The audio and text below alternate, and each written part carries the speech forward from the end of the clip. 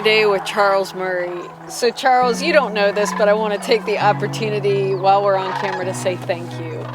Charles has been a longtime birder in the area, and he volunteers for us in one of the coldest locations at the Cherokee Removal Memorial every year. You got that right. We couldn't ask for someone more friendly to greet folks. He shares his spotting scope and binoculars, and more importantly, his bird knowledge with them, and helps them learn about birds every year. So first and foremost, thank you. Thanks for your dedication and for spending every year with us during the Sandhill Crane Festival. You're very welcome, and you have been extremely helpful to me in working with the TWRA folks, who have been extremely helpful.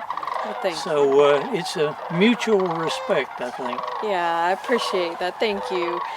So Charles, how long have you been birding in the Hiawassee area?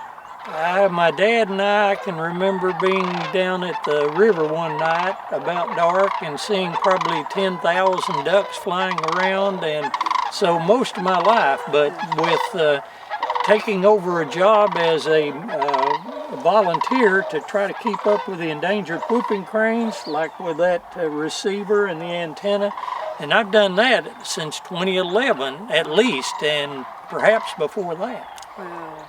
What do you enjoy about bird watching in this area?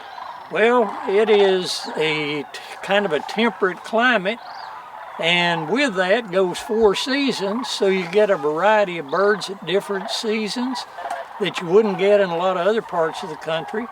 And it's generally not too cold or too warm, but for anybody who sees this video later, put on an extra layer or two, because the wind blowing across this slough and at the Cherokee Removal Memorial Park, looking out on the Hiawassee Island and the Refuge, the wind is it is a killer.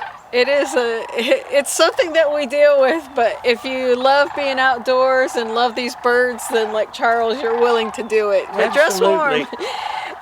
How do you prepare for a morning of bird watching? So we know Charles is out every day collecting data, but tell us how you prepare to go bird watching. Well, one of the first decisions is where you are going to go, and so that determines some of the equipment you need to take.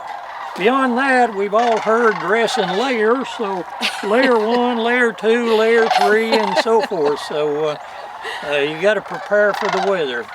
Definitely. And what do you take with you? What would you suggest that folks have to bird watch? Well, I surprised some students at a school one year by telling them it looks like you have the most important birding equipment with you today. You have ears that can hear and eyes that can see. And I would say, a blind person, if they could memorize all the bird songs and calls, they could have a huge bird life list of birds they identify. So that's number one. But sometimes the birds are pretty far away, so I've got 10 by 50 binoculars and 8 by 42 binoculars, depending on how far away the birds are going to be, and depends on the circumstances. And I really wouldn't particularly recommend anything lower than 8 by 40 or 42. That's a pretty good binocular to use. So start with your eyes and ears. Start birding with your eyes and ears. There are a lot of books, online resources that you can use. If you get more advanced, pick up a pair of binoculars. We have a link on how to purchase binoculars on our website. And Charles also has a spotting scope with him, and because he does extra work looking for endangered whooping cranes, he has some extra equipment such as a spotting scope. Mm-hmm. And nowadays we see an awfully lot of photographers out here at the Refuge, and so a camera can be very useful. If you can get a good shot of it and you're not too sure what it is right at that moment, you can go to your field guides or your online apps, and I have 2 or 3 online apps. I'd like to publicize a free one. Merlin Bird is excellent. It doesn't have every bird in the United States on it, but it has the most common ones, and I understand, I haven't tried this yet, take a picture and you don't know what it is, somehow you can load that into Merlin's website, and they will give you a probably accurate identification of what that bird Very is. nice. Very nice. neat. We'll add that link. So how do you keep track of what you see on a daily basis, and what's the significance of keeping track of birds in an area? I have used for many years, this is the oldest TWRA TOS checklist, the blue color, and then somewhere in my pocket is my current green color, but well, current for me. But I understand that now there's this kind of red-orange one that's out too, so I keep a lot of records on that. Now, some folks are not going to like me a whole lot for this. eBird is an outstanding thing that many of the extremely serious birders really use every single time they go out. And it's basically got your whole checklist there.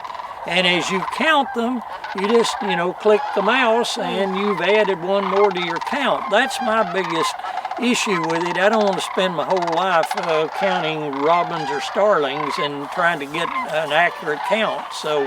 But it is great, and especially because that data then can be shared, and they have members worldwide. 32,000 members were in a recent special day that they held, and they reported from all over the world. And so that gives you a great hint. This species is increasing. This one may be in trouble. Bob White Quail, for example, I know TWRA has done a lot of work trying to identify what problems are hitting the Bob White Quail so we can get the numbers back up. Yeah. I can remember the days when my dad and I went out hunting Bob White Quail and maybe get up 6 cubbies in one day, and how delicious they were on the table. That was mostly my father. I'm not such a great shot. Squirrels, I've killed a few. I remember my first dove hunt out here. I shot up 2.5 boxes of shells and collected 6 doves out of that. Well, so if someone wants to go bird watching in this area, if they want to learn more about bird watching, what would you suggest?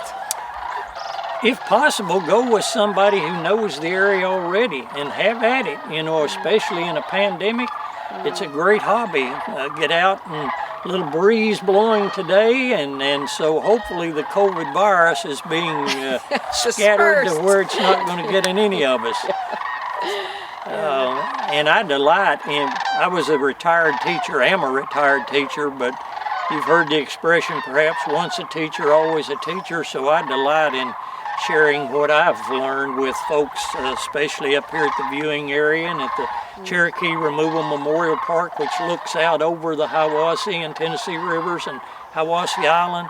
So you can see an awfully lot of birds here, and oftentimes just in the last few days, folks up here that didn't know a lot of birds, and we've had large numbers of ducks. I can see a huge raft of ducks out there today, and so with a spotting scope, and if they brought binoculars with them, I'll say, now that is a beautiful duck. That's an American widgeon, and it's got a white stripe right down its head. So before they've at least heard the identification of quite a few birds while they're here. Yeah. Well, thank you for your contribution to birding, for bird watching in this area, for educating, not just as a teacher, but educating so many volunteers and visitors to the area. We appreciate you. I appreciate your time today. Thank you very much, Mimi, for having me. And again, I appreciate all you do for me and for education of the general public. My pleasure. My pleasure. Yes.